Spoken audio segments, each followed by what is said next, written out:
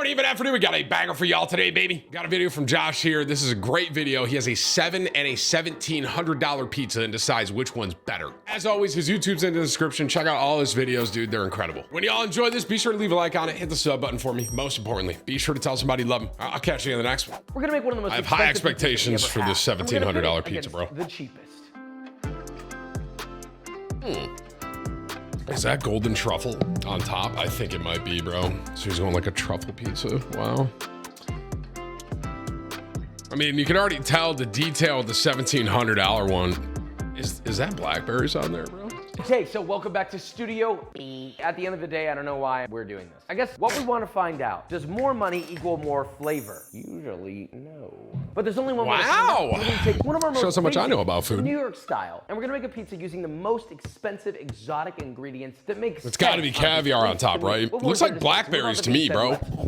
Shall we? Hey, Josh. do a pizza. All right, sorry. We have two doughs, both of which aren't really that expensive. So let's take a look at the two. We got the American dough, which of course has sugar in it. That's how you make it American. And the Italiano, which is literally just yeast, water, salt, and double O tipo flour. There is sugar in American dough? Is that a real thing? I've never made dough myself. Is there sugar in pizza dough? Some are made with it and some are not. Wow. How much sugar? Really getting into this here. One tablespoon of sugar increases the yeast activity. The king. Interesting. You'll notice that both doughs are using I never knew grams. that. Now, why is that, Papa? It's more accurate, and if you care about your pizza, you'll make it accurate. But anyway, now for the American pizza dough, get yourself a large bowl, add 950 grams of all-purpose flour. I guess I 25 could have grams just of watched vanilla this sugar, instead of looking up how much, huh? 19 grams of fine sea salt. Then off to the side, get yourself 617 grams of water. It's around 95 degrees Fahrenheit. Then whisk in 14 grams of instant yeast. Once that gets nice and yeasty, pour that into your flour mixture. Mix by hand. I don't even fully know what yeast is. I don't smooth. About 5 minutes. understand exactly what it is. I know it's very mandatory for a lot of the bread. Italian pizza dough How much I is a know. similar mixing process, but this time I think it's always a mandatory. large bowl, 800 grams of double O tipo flour. Specifically, you gotta trust Papa, okay? I'm here for you. Mix in 16 grams of fine sea salt till thoroughly combined. Then separately get yourself 512 grams of water, around 95 degrees Fahrenheit, and whisk in 3 to 4 grams of instant yeast. Now for this dough, you mix the water in there, you knead it for about 5 to 6 minutes till beautifully smooth, but there is no rising at room temp for this. You absolutely must wrap it in plastic wrap tightly and place in the fridge overnight. You wanna get the taste of Italy wafting into the air. Now once they're done rising, is this Comment down below. I'm genuinely curious here. If you've had pizza in Italy and you've also had pizza in America, like New York style, like good New York style pizza, and also pizza in Italy, is it A, is it different? B, like, which do you think is better? Like Italian, like pizza from Italy or pizza from like, you know, NYC or something like that? same thing for both of them. I've never had Italy. Pieces. Obviously, I've had New York style. 250 Pizza from gram Syracuse. pieces, and the American pizza dough will Great yield pizza up there. 300 gram pieces. Shape each I'm of a those into pizza cork expert. balls. Place on a greased baking sheet, cover with greased plastic wrap, and let that proof for 2 to 3 hours. The exact same time and same portion size for each dough. Now that we have our dough, let's begin with the cheap stuff, but no skimping on any flavor at all. In a sauce pot, add in 1 tablespoon or 9 grams of extra virgin olive oil and 1 tablespoon. Pretty or impressive. 15 You made that grams of entire unsweetened pizza for butter. only Set what, to $7, medium right? just Yeah. barely once that butter starts to melt. Add in 6 cloves of garlic, rough chopped. Season lightly with salt to taste, and sweat your garlic for about 1 minute or until beautiful. Did anyone else back in the day? This was when I was a lot younger.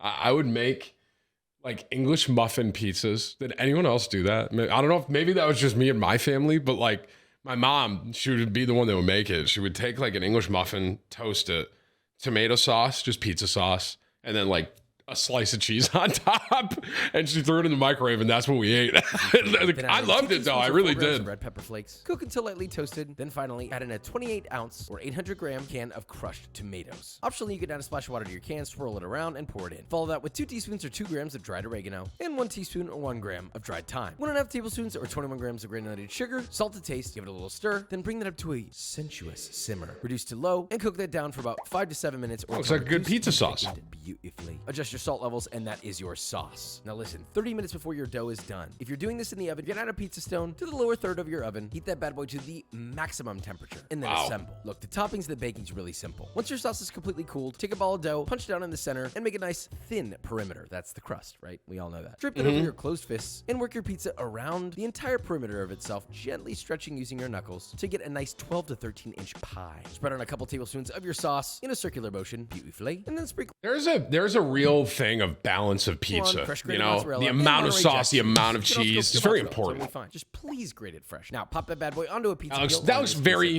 Now carefully slide that onto your preheated pizza stone. Close the oven and bake for 6 to 8 minutes. And what should emerge is a beautiful and rather relaxed pizza. We've seen this kind of pizza before. Now let's kick it all the way up. First, a glaze using the most expensive vinegar that I could find. Get a large pan, add 1 cup or 240 milliliters of black garlic vinegar, 1 cup or 240 milliliters of mulberry black vinegar, 1 cup or 200 grams of granulated sugar, and half a cup or 115 grams of rough chopped palm sugar. Set over medium-high, stirring occasionally, and once that comes to a boil, let it reduce for about 5 to 8 minutes, or until reduced by half, and the bubbles look like this. Now for the sauce, get a medium sauce pot, add in a 15-ounce or 425-gram can of roasted crushed tomatoes, turn the heat to medium-high, and reduce that for about 5 minutes. Now while that's reducing, get 3 red bell peppers, place them directly onto an open flame. It's like this is something I've never done, but I can really, I've had it. So I've had someone that made, like, I'm assuming he's gonna blend it up, make a sauce, right? I've never done this myself, but the sauces that I've had out of like roasted right on the grill. I'm not gonna say it. Monetization check, good stuff. Rip your burner as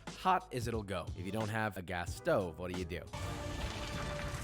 But the goal is to get it charred all over your pepper. Now pop that into a bowl, cover with plastic wrap, let it sit for 5 minutes, then remove, clean them all off, take out the seeds, then get yourself a blender, add your clean pepper flesh, your crushed tomatoes, 4 cloves of raw garlic, half a cup or 75 grams of roasted almonds, 1 tablespoon or 11 grams of cherry vinegar, 1 teaspoon or 4 grams of smoked paprika, half a teaspoon or 2 grams of cayenne powder. What the almonds are in there for? Blend that on high until it is as smooth as you can physically get it. But hold on, buddy. To get it even smoother, you're then going to stream in to emulsify. Half a cup plus 2 tablespoons or 115 grams of extra virgin olive oil. Wow. Blend should get nice and creamy.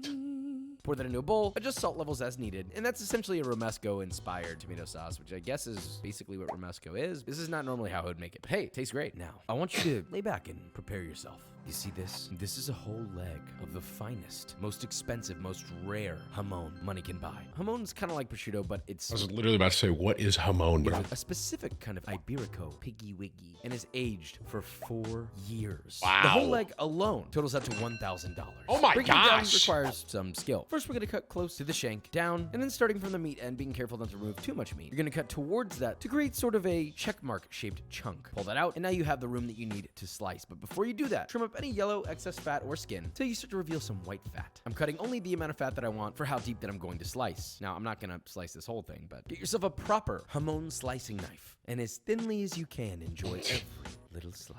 Wow. Now, I'm about to do That something that I've attention never to done detail is before, crazy, and bro. to be frank, I kind of hate. But you know what? I thought in the spirit of fun, we're gonna make this special. Oh, And, I well, thought it was gonna as be- expensive as we Oh, possibly I can. see How do we do truffles that? on it Well, now. We wrap each individual hand-sliced jamon by yours truly in an individual Wow. piece of 24-karat gold. Would you Now, look if at isn't that? Stupid, then I don't know what is. Now, there's probably 2 parties of you right now. One is saying, Josh, this is ridiculous, but I love it. And the other one's like, Josh, you've broken every written culinary commandment just now. How could you do this to me? And to you, I say, I'm sorry. Look, enough talk. Let's assemble this and see this thing. Again, shape your dough around the same size, 13 to 14 inches. Really stretch that bad boy out. Keep that crust thin, but not too thin. Add in your sauce, spread it beautifully. That Then sauce sprinkle looks on a way generous better amount than of the other one, I'll say freshly that. smoked Scamorza cheese. This is a southern Italian cow smoked cheese that's hung, left to dry, and sometimes smoked. Anyway, put that into a proper pizza oven set to around 700 degrees Fahrenheit. Cook for 25 seconds, quarter turn, and cook for another 25 to 35 seconds. You know, it's funny, when I saw the beginning of the video and he put the 2 side by side, I was like, why does this one look a little more crusty? Which, just for the record, I don't know about y'all, this is my kind of pizza crust right here, where it's like a little char on it. I love that. When it's just like no char, I'm not a huge fan. Beautifully burnished pizza, and prepare to top it. First, a nice fresh grating of Parmigiano Reggiano, followed by a generous drizzle of your most expensive vinegar glaze. And hold on, we got something else here. You ever seen fresh hearts of palm? Probably not. Here I have Nope. fresh hearts of palm, very thinly mandarined. What does that even Salt to taste like? Olive oil, lemon juice, toss, sprinkle that on. Some freshly torn basil leaves. Now, depending on the seasonality, these very thinly sliced black truffle, a whole miniature tin of the finest